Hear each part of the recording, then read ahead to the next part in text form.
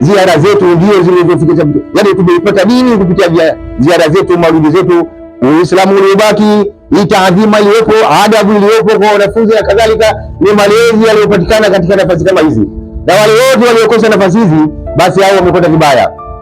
Elimu zao zina jazba na kadhalika. Mtu hata kama ana elimu lakini ana jazba, kumbe vile inawezekana kabisa kutoka vile kwa mwalimu wake au hakuaga kwa shekhe wake wa tarika. Inshallah mimi si mzungumzaji mzuri kuizungumza Maka kwa sababu nilikuwa na mzigo mkubwa. Nilikuwa na mzigo mkubwa kuogopa kupotea, nilikuwa na mzigo mkubwa kutekeleza yale yaliyo mbele yangu. Lakini kubwa kweli Maka tumekwenda kule Qiblateni, tumekwenda ile Masjidi Quba, msikiti ambao walijenga yeye mwenyewe Bwana Mtume Muhammad sallallahu alaihi wasallam.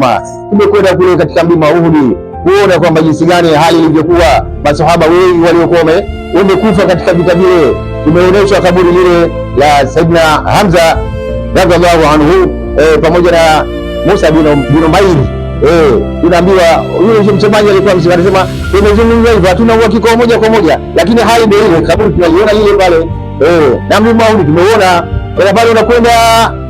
Unakwenda pale, unakwenda hali ya kuwa unahuzunika, una hakika kwamba hapa ndio midumu yote ile imeuawa hapa maskini, vita vya Uhud. Kwa hiyo inshallah mimi niseme tu kwamba cha kuzungumza zaidi sina. Haya nilizungumza yatoshe mazungumzo ya kubabatia